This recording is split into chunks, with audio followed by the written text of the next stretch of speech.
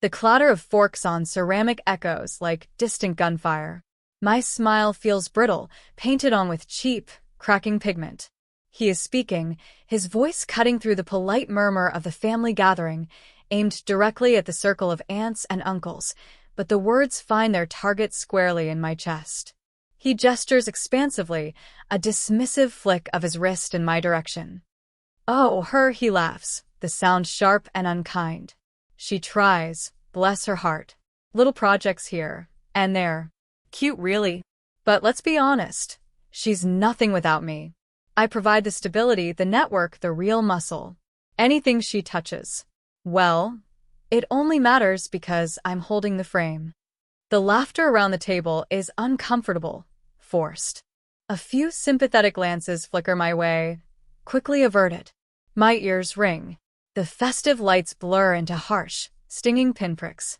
The heavy scent of roast turkey suddenly turns my stomach. "Nothing," he says. "I am nothing. Without him." The man who systematically chipped away at every piece of me, who belittled my ambitions over quiet dinners, who scoffed at my successes in private, now declares my non-existence to the people who were once my safe harbor. The air is thick with the stench of his casual cruelty, his triumphant insecurity parading as confidence. It hangs in the air, heavy and suffocating. I can feel my carefully constructed composure beginning to crumble like the cheap pigment of my smile. The floor feels unsteady beneath my feet. I grip the edge of the table, my knuckles white, anchoring myself in the sudden storm his words have whipped up. Nothing. The word lodges in my throat, bitter and indigestible. If you've ever felt this way, completely erased by someone you trusted, tell me in the comments. I read all of them. And if you haven't already, please subscribe. It helps me more than you know. We build a life, he and I. Or rather, I helped build the facade of one, while he meticulously laid the foundation of his own narrative. Our early days felt promising, full of the kind of bright, undefined future you paint with broad, hopeful strokes. There was a shared ambition, a mutual respect, or so I believed. We were partners, navigating the tricky currents of early careers, dreaming of homes and stability, and the quiet satisfaction of building something together. He was charming, charismatic even, capable of filling a room with his presence. He had ideas, big, sweeping visions, and I was good at the details, the execution, the quiet, persistent work that turned dreams into reality. We were a good team, everyone said. He was the face, the voice, the one who commanded attention.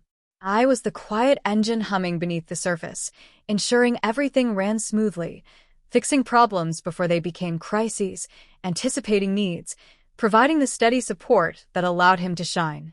It wasn't glamorous work, not the kind that earned applause, but it was essential. It was real. My career started modestly, a stepping stone.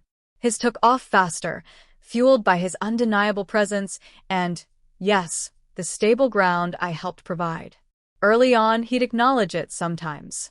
A quick, almost reluctant, "Couldn't have done it without you, honey," but over time, the acknowledgments faded. They were replaced by subtle shifts. When people praised my contributions, he'd pivot the conversation, bring it back to his overarching strategy, his leadership. My ideas, once discussed as ours, became mere footnotes to his grand plans. She had a small part to play in the data crunching, he might say, after I'd spent weeks architecting the entire market analysis. Small slights, easily dismissed at first. You tell yourself it's unintentional, that he's just naturally in the spotlight, that his success is your success. You make excuses, weave a comfortable blanket of denial around the tiny pricks of unease. But the pricks became points, and the points became barbs. His casual dismissal sharpened into something more deliberate. My own professional growth, steady and strong, seemed to bother him. I got a significant promotion, a role with real responsibility, a corner office with a view that spoke of earned status. I came home, bursting to share the news, bubbling with pride. He was lukewarm. "Oh, that's nice," he said, not looking up from his tablet. "Good for you. Just make sure it doesn't interfere with things here. My schedule is getting quite demanding. the air went cold. My excitement shriveled like a leaf in frost. It wasn't just indifference. It was a quiet resentment, a subtle assertion that his world was the primary world, my achievements secondary, potentially inconvenient distractions. He couldn't dim my light directly, so he tried to shrink the space it occupied in our shared life. He started talking about my job with a patronizing air, even in private. "Still busy with your little projects?" he'd ask, even when I was leading multi-million-dollar initiatives. My office became her little workspace. My colleagues were your work friends. Everything I built, everything I earned, was minimized, made small and less significant. It was a constant, insidious drip of poison. And slowly, insidiously, it started to work. You hear something enough, even from the person who supposedly loves you, and a seed of doubt is planted. Maybe he's right. Maybe my success is dependent on the stable home life he provides, on the network he moves in, on the confidence he supposedly instills in me. The family event was a holiday dinner, a tradition stretching back decades. His family was large, boisterous, full of opinions and well-meaning but often intrusive questions. It was always a performance, a projection of the perfect couple, the successful man with his supportive, competent wife. I played my part, the smile fixed, the conversation light, deflecting personal questions with practiced ease. He, on the other hand, reveled in it. He held court, recounting tales of his professional triumphs, dropping names, exuding an air of effortless command. And then, the familiar pivot, the subtle shift in tone, the way he'd turn towards me, a condescending fondness in his eyes that felt like a physical blow. He'd start with a seemingly innocent anecdote about my work, but the punchline was always the same: my reliance on him, my dependence, how he was the hidden force behind anything I achieved. It was humiliating. Every time.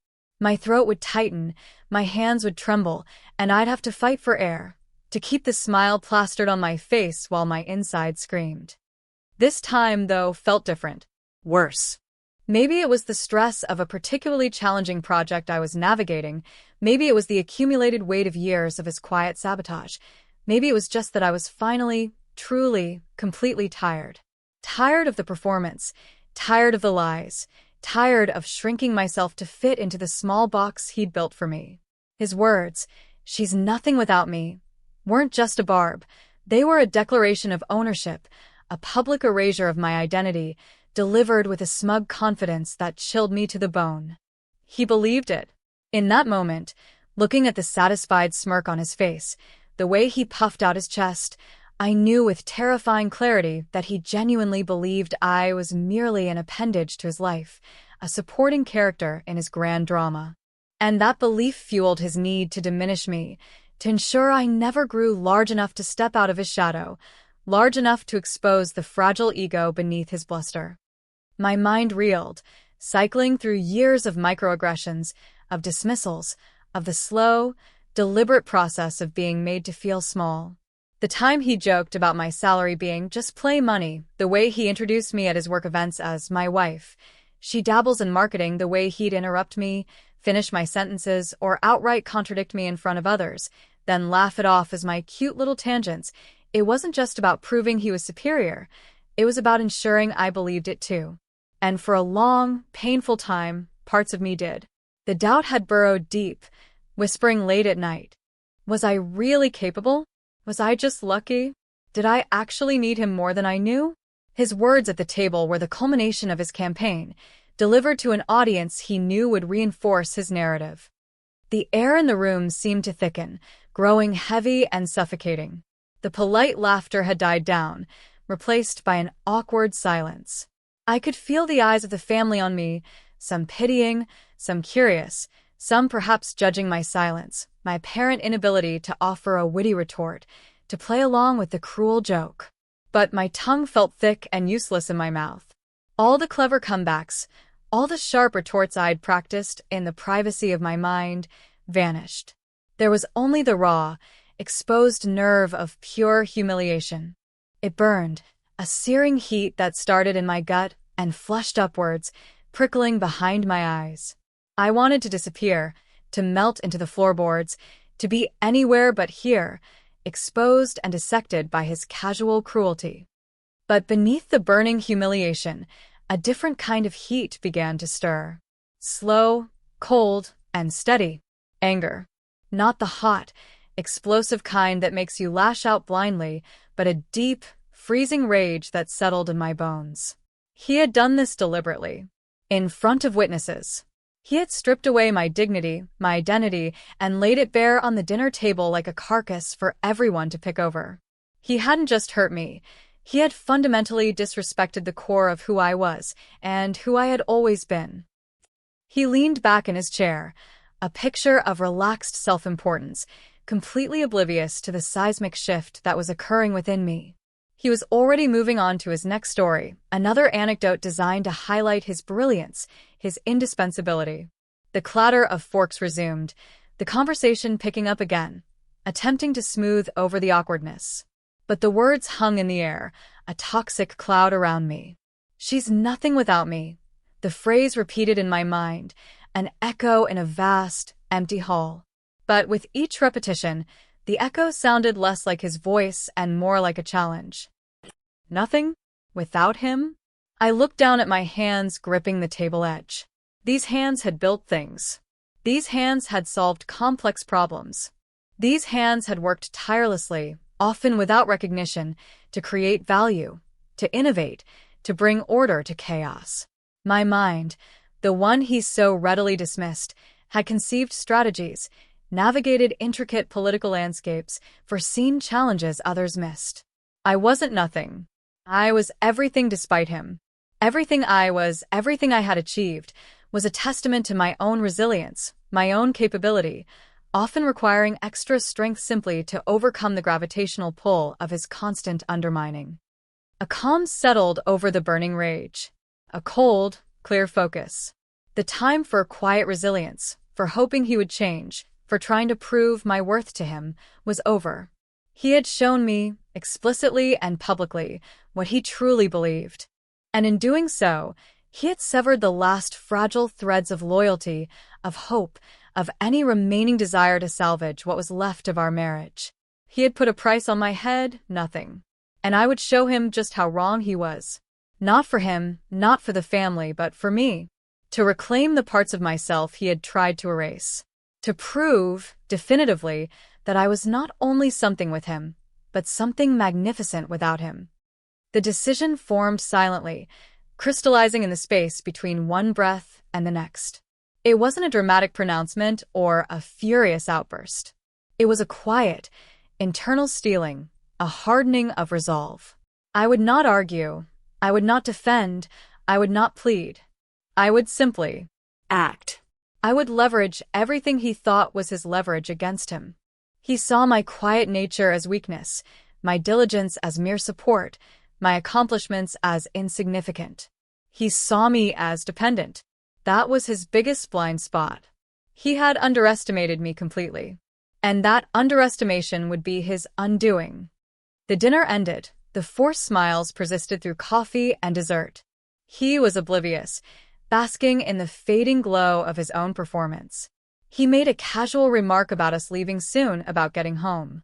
I nodded, a faint, unreadable expression on my face. My mind was already miles away, calculating, planning. The drive home was silent, a heavy, suffocating silence that had become our norm. He seemed content, humming softly, lost in his own world. I watched the streetlights blur past, each one a tiny spark of light in the darkness, like the possibilities suddenly opening up before me. The next few weeks were a blur of intense, covert activity. I went to work, performing my duties with a quiet, focused intensity. But my real work began after hours, in the hushed solitude of my home office, the door locked, the laptop screen casting a pale glow on my face. I started by updating my resume, not just listing my accomplishments, but framing them, quantifying them, showcasing the strategic thinking and leadership he had always dismissed. I reached out to old contacts, discreetly at first, testing the waters, gathering information. I explored opportunities, not just for another job, but for a position that would be undeniable, a role that spoke for itself, a role he could never claim ownership of or diminish. He noticed a change, I think, though he couldn't articulate it. My silence wasn't passive anymore, it was watchful. My compliance wasn't subservient, it was strategic. He'd make a condescending remark, expecting the familiar flicker of hurt or the tired sigh. Instead, he got nothing, just a calm, neutral look, a quiet continuation of whatever I was doing. It seemed to confuse him, then irritate him. He escalated his tactics, subtle at first, then bolder. He started leaving passive-aggressive notes about household chores, criticizing my cooking with pointed remarks, undermining my decisions about shared finances. He was trying to reassert control, to provoke a reaction, to pull me back into the familiar dynamic where I was small and dependent, and he was the benevolent provider of my existence. But I was already gone mentally. His words, his actions, they were just noise now, distractions I had to navigate around. The quiet rage had solidified into cold determination. I was a machine now, processing data, executing tasks, focused on a single objective. I spent hours researching companies, industries, specific roles. I leveraged my network, not just for job leads, but for insights, for understanding the landscape. I discovered a significant opportunity at a major corporation, a competitor in my industry, a company known for disrupting the market. And, serendipitously, it was a company he often spoke of, with a mixture of grudging respect and professional jealousy, because his own company often lost ground to them. The role? Chief Executive Officer. The timing was incredible, almost poetic. The current CEO was retiring unexpectedly, and the board was looking for a fresh, dynamic leader to take the company in a bold new direction. The application process was rigorous, demanding, requiring every ounce of skill and experience I possessed. Long nights were spent crafting cover letters, preparing presentations, practicing interview responses. I drew on every challenge I had overcome, every success I had earned, including the ones he had tried to erase. I realized, with a jolt of clarity, how much his constant undermining had paradoxically prepared me for this. It had forced me to rely entirely on myself, to trust my own judgment even when he belittled it, to find strength within when he offered none. His attempts to make me nothing had, in fact, forged me into something stronger, more resilient, more determined than I might have been otherwise. The tension at home was thick, a suffocating blanket. He sensed my withdrawal, my focus elsewhere, and his insecurity flared. He became more demanding, more critical, more needy for my attention and validation. He'd follow me from room to room, picking fights over trivial things, anything to break through my calm exterior. "Why are you so quiet?" he'd snap. "What are you hiding?" He accused me of having an affair, of plotting against him, of being ungrateful for everything he provided. The accusations were wild, baseless, born entirely from his own fear of losing control. I maintained my composure, a practiced mask of weary patience. I couldn't reveal my hand, not yet. The stakes were too high. The CEO role felt within reach, the culmination of everything I had worked for, everything he had tried to deny me. I was living a double life, the quiet, withdrawn wife enduring his barbs by day, and the sharp, ambitious executive secretly plotting her ascent by night. The pressure was immense, a constant knot in my stomach. There were moments of doubt, moments when the exhaustion threatened to overwhelm me, when his relentless negativity seeped into my thoughts. Was I being foolish? Was this opportunity too big? Could I really pull this off? But then I would remember the feel of the heat in my gut at that dinner table, the sound of his voice declaring me nothing, the smug satisfaction on his face. And the cold resolve would return, sharp and clear. I wasn't just fighting for a job anymore. I was fighting for my identity, for my right to exist and thrive on my own terms. The final interview for the CEO position was scheduled. It was a grueling, all-day affair with the board of directors. I poured everything I had into it, laying bare my vision for the company, my strategy, my leadership philosophy. I spoke with a clarity and conviction that surprised even myself. It felt like I was speaking not just to the board, but to every doubt I had ever harbored, every dismissive word he had ever uttered. I walked out of that building feeling exhilarated and utterly drained. The waiting period was agonizing, every phone call sending a jolt of adrenaline through me. During this tense waiting game, another family event loomed. This one was even larger, a formal gala hosted by his company. Attendance was mandatory for executives and their spouses. He was particularly excited about this one, puffing up with pride. His company was doing well, and he was eager to showcase his status, to bask in the reflected glory of his professional world. He spent days talking about the event, about the important people who would be there, about his boss, the chairman of the board, a man he held in almost reverential regard. He meticulously planned his attire, rehearsed anecdotes, sharpened his already considerable charm. And, of course, he issued directives about my appearance, my conversation topics, how I should act, a refined version of his usual control, designed to ensure I presented as the perfect, unassuming executive wife. The night of the gala arrived.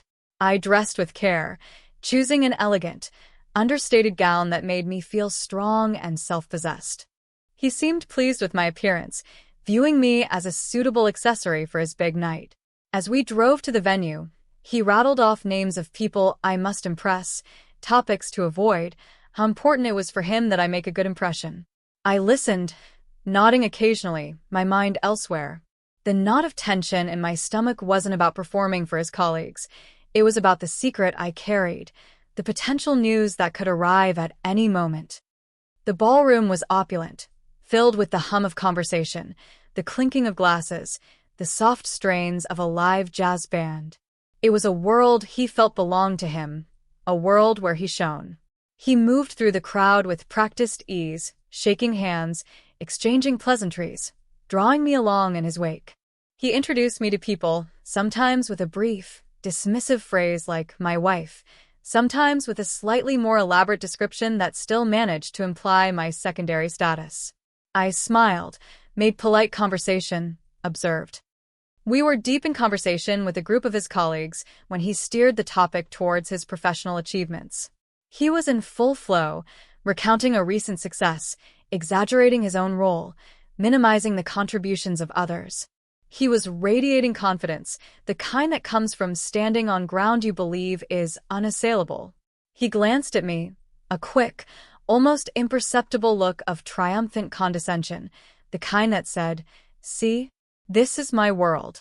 This is what real success looks like. You could never do this." And then he did it again.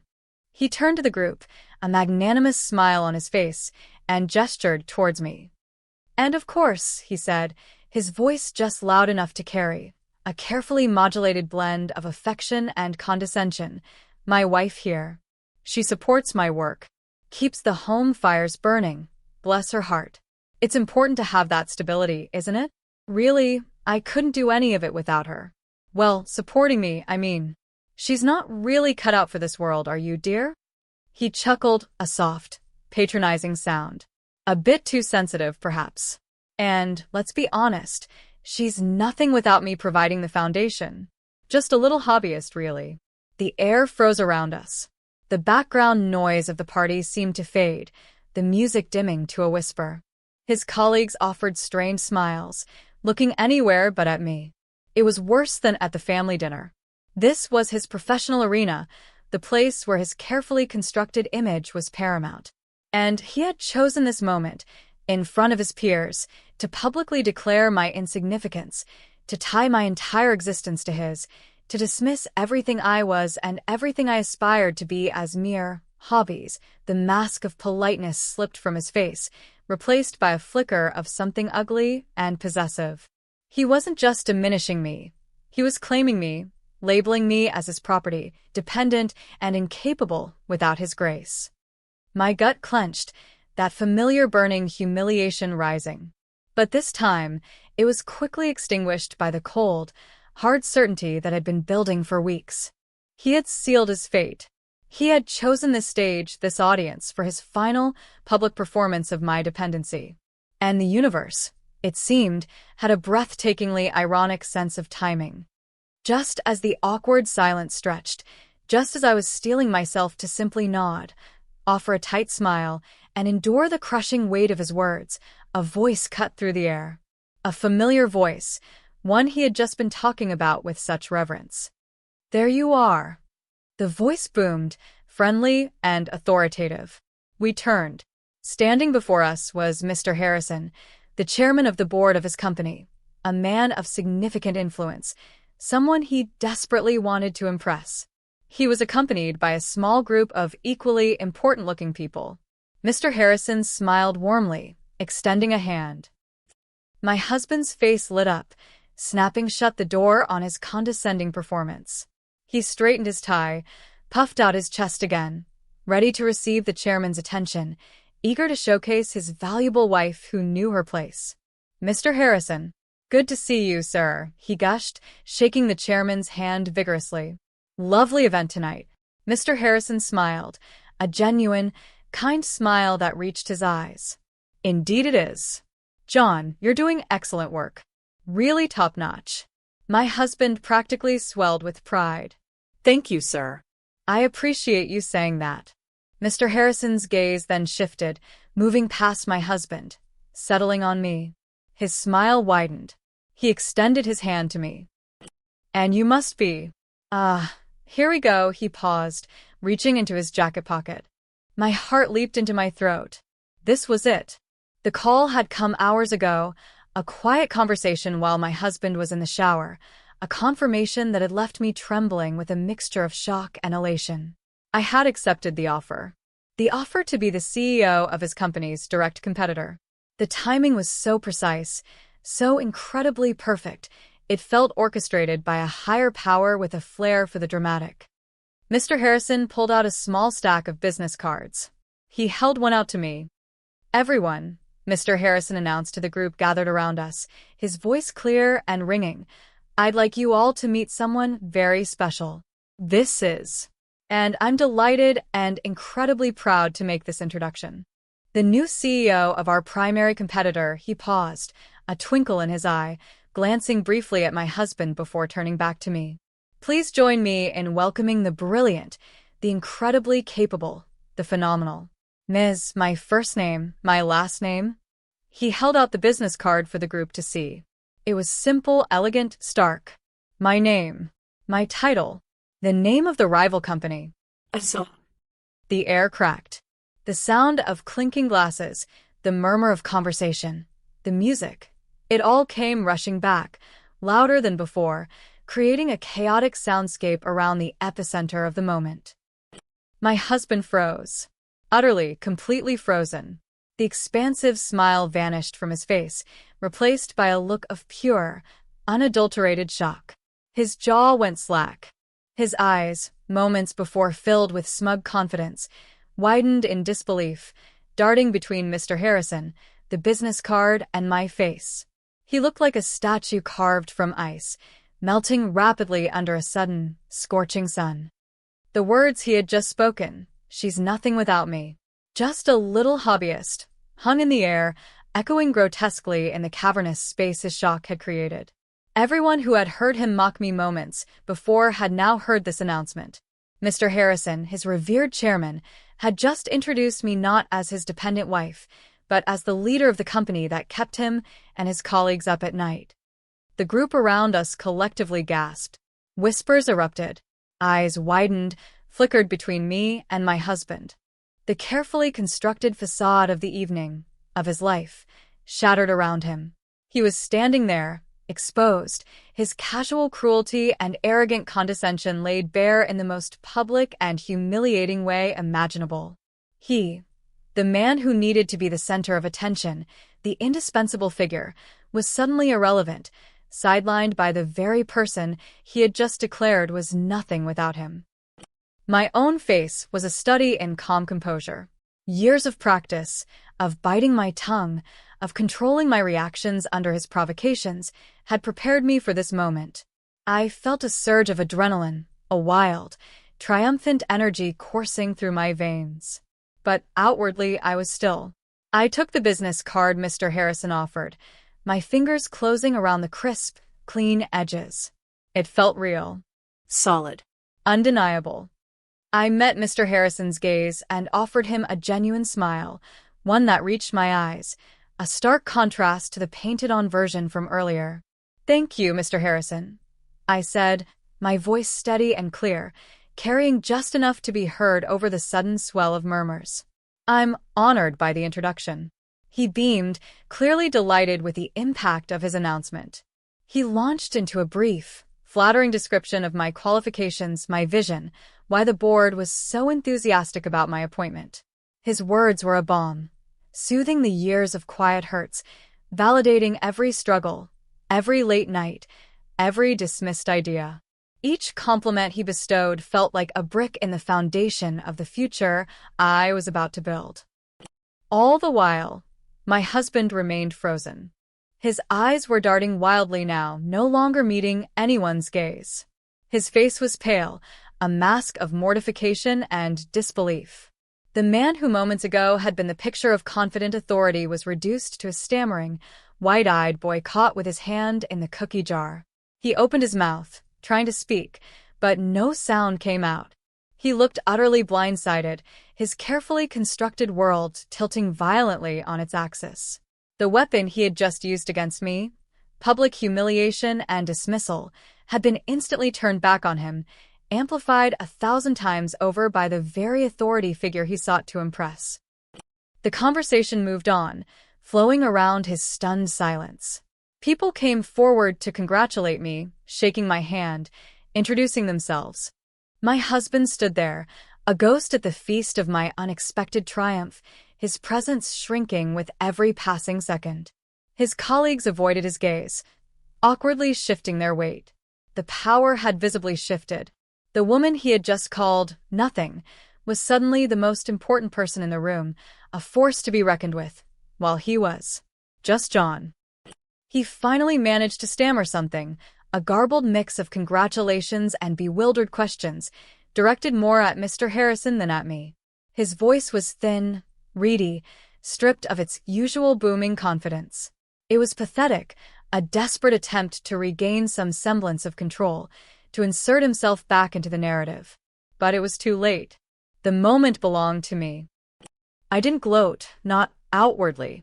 There was a cold, quiet satisfaction deep within, a sense of justice served, of a cosmic balance being restored.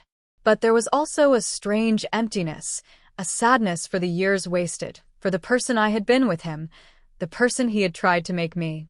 Standing there, surrounded by the buzz of excitement and his palpable mortification, I realized the victory wasn't just about this job or proving him wrong. It was about finally, irrevocably, claiming my own space, my own value, independent of anyone else's approval or dismissal. The rest of the evening was a blur of introductions and conversations. I navigated the room with a quiet confidence I hadn't known I possessed. My husband eventually detached himself from my side, retreating to a corner, where I occasionally caught sight of him, nursing a drink, his face pale, his usual swagger completely gone. He looked small, defeated, stripped bare of the armor he usually wore. He had stood on stage and declared me nothing, and the universe had responded by handing me a crown, right there, in front of everyone who mattered to him. The irony was sharp, glittering, and undeniably sweet. Leaving that night was anticlimactic in a way. The furious argument I might have expected never materialized. He was too stunned, too humiliated, too broken in that moment to unleash his usual anger. The drive home was silent again, but this time the silence felt different. It wasn't suffocating. It was vast, full of unspoken words and the finality of what had just happened. We walked into the house, the air feeling thin and cold. The marriage ended quickly after that night. There was no coming back from his public declaration and the subsequent, spectacular reveal of its falsehood.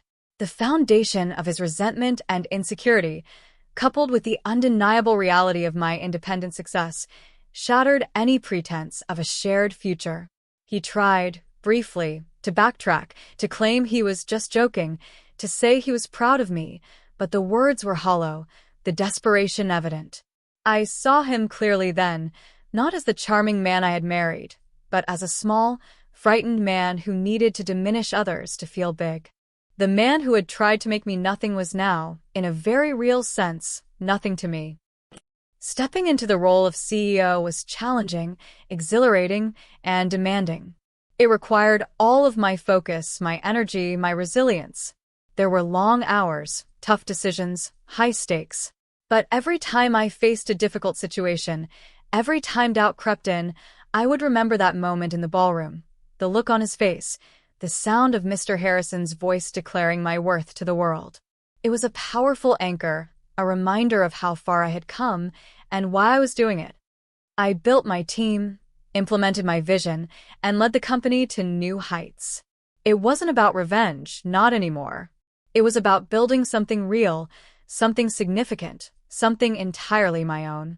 The satisfaction came not from his failure, but from my success, from proving to myself, definitively, that I was more than capable, more than enough, more than he had ever allowed me to be.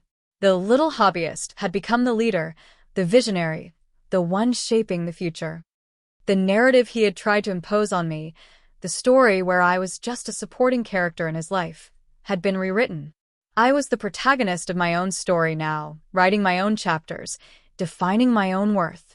The scar of his words remained, a faint reminder of the pain he had inflicted. But now, it was also a reminder of the strength it had forged, the path it had illuminated. He had tried to bury me, but he had only planted a seed. And I had grown, strong and tall, finally reaching for the sun on my own terms. If this story hit close to home, if you've ever had to reclaim your own worth from someone who tried to define you, I'd love to hear your version in the comments. And if you want to hear more stories of finding strength in unexpected places, please subscribe. It helps bring more of these to life.